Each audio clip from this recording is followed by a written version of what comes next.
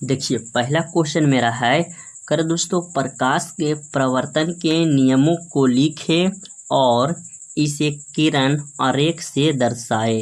काफ़ी important question दोस्तों, exam में पूछा हुआ है। एक बार फिर से पढ़ते हैं। प्रकाश के प्रवर्तन के नियमों को लिखना है हमको और किरण आरेख यानी कि फिगर बना के भी हमको दर्शाना है। तो चलिए पहले हम इसका देख लेते हैं थ्योरी, उसके बाद हम आपको आरेख यानी कि किरण खींच के भी आपको दर्शाएंगे। तो देखिए आंसर में मेरा है दोस्तों, प्रकाश की किरणें जब किसी चिकनी सतह पर पड़ती है तो प्रवर्तित हो जाती है। यह घटना प्रकाश का प्रवर्तन कहलाता है तथा प्रकाश के प्रवर्तन के दो नियम है। चलिए एक बार फिर से रिवीजन कर देते हैं दोस्तों कि प्रकाश की किरणें जब किसी चिकनी सतह पर पड़ती है तो प्रवर्तित हो जाती है। यह घटना प्रकाश का प्रवर्तन कहलाता है तथा प्रकाश के प्रवर्तन के कितने नियम, तो दो नियम। ये देखिए क्वेश्चन हमेशा ऑब्जेक्टिव में पूछ रहे थे आप लोग से, प्रकाश के प्रवर्तन के कितने नियम दोस्तों, तो दो नियम। अब चलिए फिगर देख लेते हैं, फिगर से आपको पूरी तरह से समझ में चलाएगी। देखिए दोस्तों यही आपका फिगर है, समझने की कोशिश कीजिएगा। देखिए यह दोस्तों ए बी जो आप देख रहे हैं एक चिकनी सतह है जिसको हम लोग आपतन बिंदु के नाम से जानेंगे। और यह देखिए आपतित किरण, यह जो आ रहा है आपतित किरण है, आकर यह पॉइंट पर टकराता है और टकराने के बाद दोस्तों जिस माध्यम से आ रहा था प्रकाश उसी माध्यम में प्रवर्तित हो गया। तो यह जो मेरा है दोस्तों प्रवर्तित किरण है और यह है जो आपतित किरण है। और यह कोण आप देख रहे हैं दोस्तों जो आपतन कोण है, प्रकाश जिस माध्यम से आ रहा है वह मेरा आपतन कोण हो गया और टकराने के बाद जो माध्यम में लौट रहा है वह मेरा परावर्तन कोण कहलाएगा। और दोस्तों यह हमको परावर्तित किरण है और यह आपतित किरण, और यह जो है दोस्तों अभिलंब है।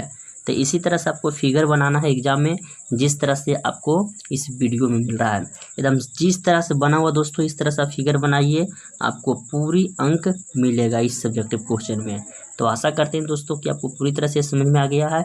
अब चलिए प्रकाश के जो दो नियम था, अब हम दो नियम देखते हैं कि कौन कौन वह दो नियम है। देखिए पहला नियम है दोस्तों कि आपतित किरण प्रवर्तित किरण और आपतित किरण प्रवर्तित किरण और यहाँ पर देखिए प्रवर्तक सतह पर आपतन बिंदु से डाला गया अभिलंब तीनों एक ही तल में होता है। दोस्तों इसका मतलब यह हुआ कि देखिए यह आपतित किरण था, यह प्रवर्तित किरण था और यह अभिलंब है। यह तीनों जो है देखिए एक बिंदु पर इसका अभिलंब है जो एक बिंदु पर यानी कि एक ही तल पे होता है। तो यह मेरा हो गया पहला नियम, प्रकाश के प्रवर्तन का यह पहला नियम हो गया। और दूसरा नियम देखिए है कि आपतन कोण प्रवर्तन कोण के बराबर होता है। तो यह दो नियम था दोस्तों, अगर फिर से रिवीजन कर देते हैं, याद रखिएगा कि आपतित किरण प्रवर्तित किरण और प्रवर्तक सतह पर आपतन बिंदु से डाला गया अभिलंब तीनों एक ही तल में होता है।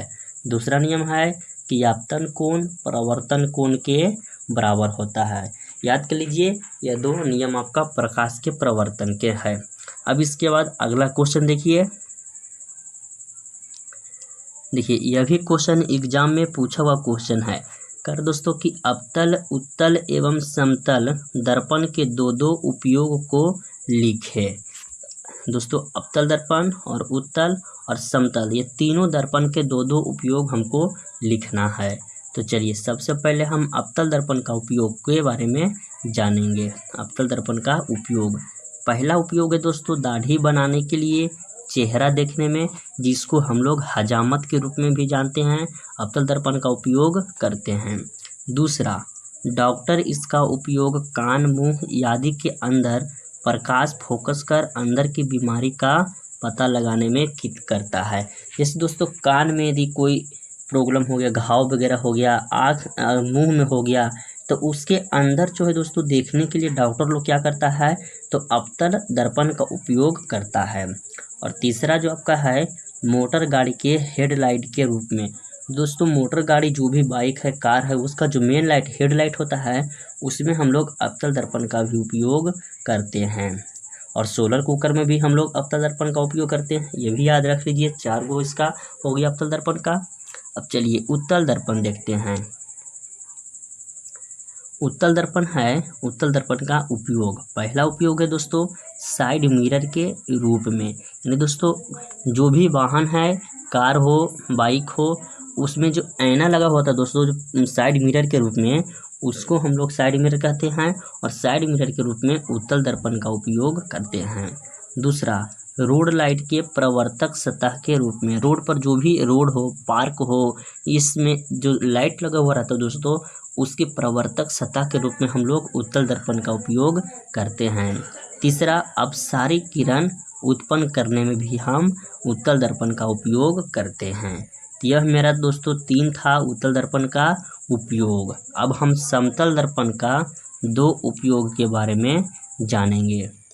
तो पहला उपयोग है दोस्तों सोलर कुकर के प्रवर्तक सतह के रूप में किया जाता है। किसके रूप में दोस्तों? प्रवर्तक सतह के रूप में किया जाता है किसको? समतल दर्पण को। और दूसरा जो है चेहरा देखने में किया जाता है। हम लोग जो चेहरा देखते हैं दोस्तों, वो कौन सा दर्पण होता है? तो समतल दर्पण होता है। तो यह मेरा 2 था, समतल दर्पण का उपयोग था। अब इसके बाद अगला क्वेश्चन देखिए। अगला क्वेश्चन है दोस्तों कि वास्तविक प्रतिबिंब क्या है। काफ़ी इंपॉर्टेंट यह भी क्वेश्चन है कि वास्तविक प्रतिबिंब क्या है। तो चलिए इसका आंसर देखिए। कह रहा है कि किसी स्रोत से आने वाला प्रकाश प्रवर्तन या अपवर्तन के बाद एक बिंदु पर मिलती है तो वास्तविक प्रतिबिंब बनता है। कर दोस्तों कि कोई स्रोत से आ रहा है प्रकाश और वह प्रकाश प्रवर्तन या अपवर्तन के बाद जिस बिंदु पर मिलता है या मिलती हुई मालूम पड़ती है, वहाँ वास्तविक प्रतिबिंब बनता है। और दोस्तों वास्तविक प्रतिबिंब हमेशा उल्टा और पर्दे पर आसानी से प्राप्त किया जा सकता है। दोस्तों कभी कभी ऑब्जेक्टिव में पूछेगा कि निम्न में कौन सा प्रतिबिंब पर्दे पर प्राप्त किया जा सकता है, तो वह वास्तविक प्रतिबिंब होगा। और उसके बाद देखिए दोस्तों, हमारा नेत्र यानी कि हमारा आँख जो है दोस्तों, आँख पर बना प्रतिबिंब वास्तविक प्रतिबिंब होता है। यानी दोस्तों हमारे आँख पर जो प्रतिबिंब बनता है वो कैसा प्रतिबिंब बनता है? तो वास्तविक प्रतिबिंब बनता है। तो ये भी से नोट कर लीजिए कॉपी में तीनों क्वेश्चन और याद कर लीजिए, क्योंकि एग्जाम में यह सब पूछा हुआ क्वेश्चन है, शायद इस बार भी पूछ सकता है, क्योंकि काफ़ी इंपॉर्टेंट क्वेश्चन दोस्तों और एनसीईआरटी बुक से ही लिया गया क्वेश्चन है। तो आशा करते हैं कि आपको ये तीनों क्वेश्चन पूरी तरह से समझ में आ गया हो और याद भी कर लिए होंगे। तो दोस्तों इसी तरह आज का वीडियो हम समाप्त करते हैं। अगले वीडियो में हम आपको बताएंगे फिगर से, जैसे दोस्तों आपसे पूछता है कि अवतल दर्पण में अनंत पर वस्तु रखा हुआ है तो इसका प्रतिबिंब कहाँ बनेगा, इस तरह का क्वेश्चन भी हम आप लोग के बीच कंटिन्यू लेकर आएंगे। तो धन्यवाद दोस्तों, मिलते हैं अगले वीडियो में, तब तक बने रहें पाई क्लासेस यूट्यूब चैनल के साथ।